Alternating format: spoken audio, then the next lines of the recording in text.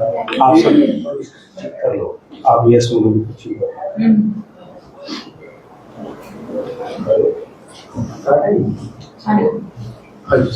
आज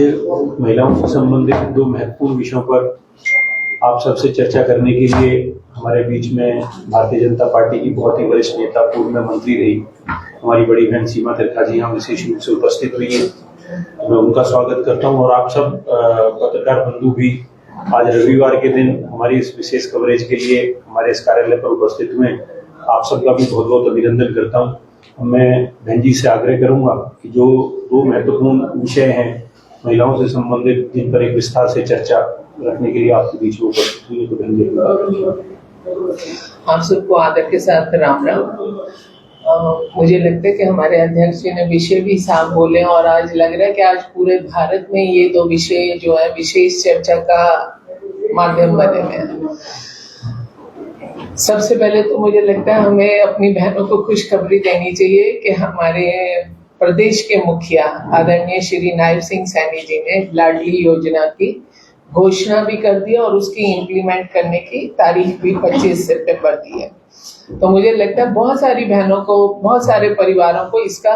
लाभ भी मिलेगा। ऐसी बात नहीं है कि जब हम कैसे भी बहन को मजबूत करने की कोशिश करते हैं तो वो कहीं ना कहीं केवल बहन मजबूत नहीं होती है, एक बहन के माध्यम से पूरा परिवार मजबूत होता है। तो मैं इसके लिए अपनी तमाम बहनों के साथ, हमारी यहाँ की महिला मोर्चा अध्यक्ष ममता राघव जी भी हैं, विशेष तौर से सारी बहनें जुटी हैं।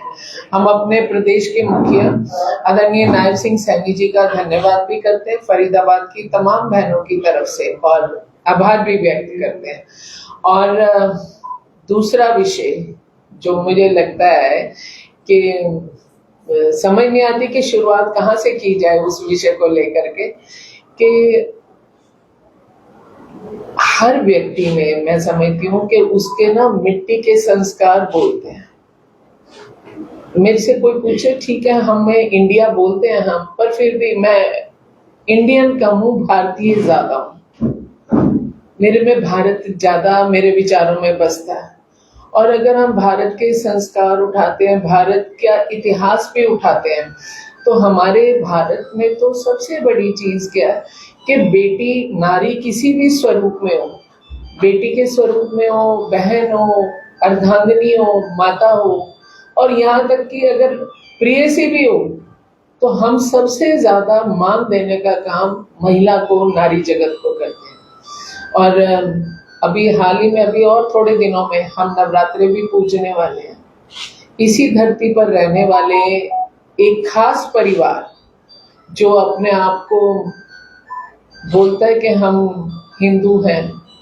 और खास तौर से जब चुनाव के दिन आते हैं तो अच्छी बात है, मुझे खुशी होती है कि अगर कोई मोदी जी को देख करके विपक्ष का व्यक्ति अगर आज शिव जी पे जल चढ़ाने के लिए बढ़ रहा है, तो मैं इस बात से इतनी प्रसन्न होती हूँ कि एक उसको राह तो मिली, एक तरफ वो बढ़ा तो सही, पर लेकिन फिर भी अंदर से भी अपने जमीर को साफ करने, अपने आप को भारत में उतारने की अभी जरूरत है। राहुल गांधी जी जैसे हमारे नेता जो प्रतिपक्ष के हैं, जो कांग्रेस के नेता है, जो बहुत बड़ी बड़ी बातें भी बताते हैं, अगर उनकी सभा में, मैं तो ये बात बोलूंगी कि कांग्रेस के परिवार का अगर एक कार्यकर्ता जो होता है, जो उस परिवार का सदस्य होता है, वो नेता से बहुत छोटा होता है और वो एक उस परिवार का सबसे छोटा बच्चा होता है। यदि छोटे ओहदे पर रहने वालों के भी ख्यालात और संस्कार पार्टी के उनमें हैं और वो इस तरीके से हैं कि वो देश के प्रधानमंत्री जी की माता जी के लिए भी अपशब्दों का प्रयोग करते हैं, तो मैं तो बोलती हूँ कि माँ ऐसे बच्चे को जन्म ना दे। हमारे में तो ये कहा जाता है कि बुरी औलाद को जन्म देने से माँ बांझ भली,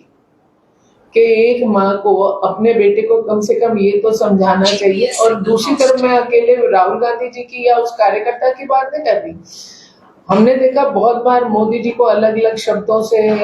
विपक्ष ने बोला, चोर किसे कहा, चाय वाला किसे कहा, वो कत्लेआम करने वाला किसे कहा, कितने शब्दों का प्रयोग किया गया। और धन्य उनकी माता जी हैं कि जो ऐसा बेटा है कि जो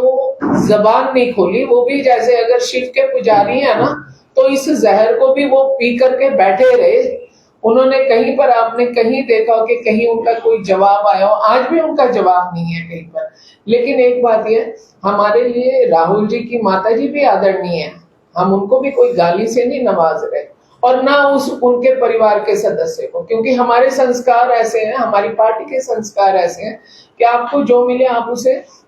सहयोग कर सकते हैं, इज्जत दे सकते हैं तो आप दें। लेकिन आज हम सब यहाँ बैठ करके राहुल गांधी जी की, उस व्यक्ति की, कांग्रेस की विचारधारा की जम करके निंदा करते हैं कि आपको कम से कम ऐसा नहीं करना चाहिए। और अगर वो ऐसा सोचते हैं कि वो शामिल नहीं, तो हम घर में भी देखते हैं, अगर बच्चा गलती करता तो माँ थप्पड़ लगा देती है,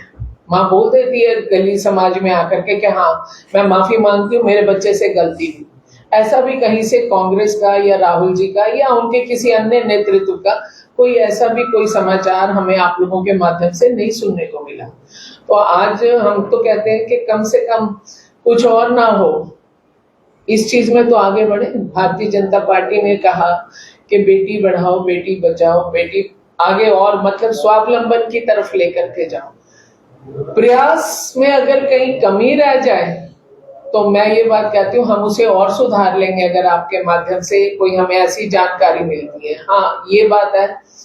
कि जब आदमी चल रहा होता है, बहन बेटियां चल भी रही होती हैं, हम भी, आप और हम भी जा रहे होते हैं। मेरी बहनें आज यहाँ बैठी हुई हैं जो आज पत्रकारिता में बहुत ऊंचे मुकाम पर हैं, लेकिन हमें ये पता नहीं होता कि हमारे इर्द गिर्द कोई बंदा जो चल रहा है वो उनमें से, भीड़ में से किसकी निगाह कैसी है।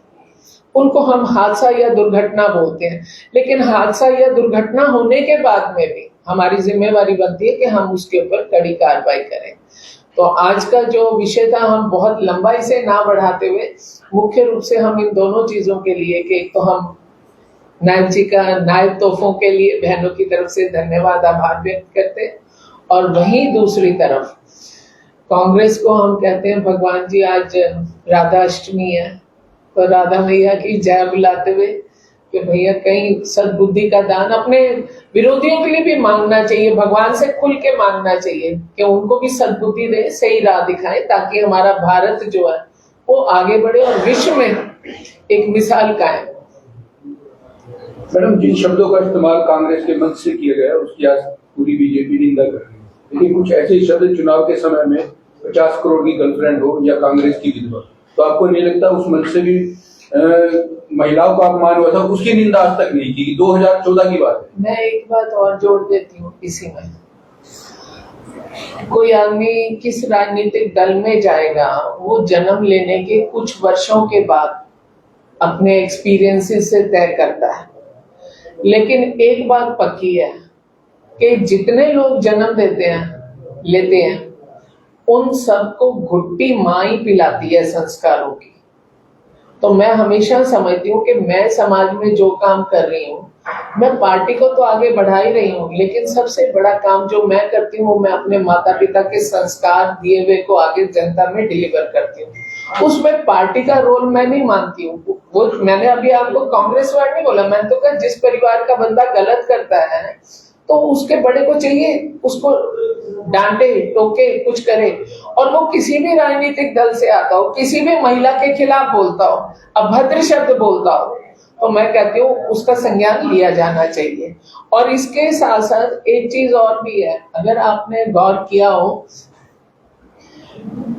मेरे को भी बहुत लंबा समय हो गया बीजेपी में काम करते करते, और मैं आपको ईमानदारी से बोलती हूँ कि भारतीय जनता पार्टी के संगठन और परिवार में जो बहनों को मान दिया जाता है ना, मतलब इधर भाइयों को उतनी मान नहीं है। और अगर आज हम देखेंगे तो 33% की रिजर्वेशन के नारे तो मेरे ख्याल से समझ लो 25-30 साल से हम सुनते हुए आ रहे हैं, लेकिन पूरा कौन करके दे रहा है? भारतीय जनता पार्टी के पूरी जो एनडीए की टीम है, जो हमारे प्रधानमंत्री जी हैं, तो एक ये आपके मन का विचार होता है। और कभी कभी ऐसा नहीं है, हमारे पास भी परिवार में कभी कभी क्या होता है कि वो किसी ब्रांड से बंदा आ जाता है तो उसको रचने बसने में थोड़ा सा समय भी लग जाता है, तो ऐसा भी हो सकता है, कोई बड़ी बात नहीं है। गलत है, अगर किसी ने भी बोला तो गलत है। चलिए आप उसका खंडन करते हैं। हाँ, मैं बुराई का खंडन करती हूँ कि कोई भी व्यक्ति बुरा करे, वो किसी भी, जो व्यक्ति जो भी कुछ कर रहा है वो अपनी पार्टी को तो दर्शा रहा है, लेकिन अपनी पार्टी को दर्शाने से पहले वो अपने माता पिता का, अपना डीएनए का वो प्रदर्शन करता है कि हम कैसे परिवार से हैं। मनोज भाई तो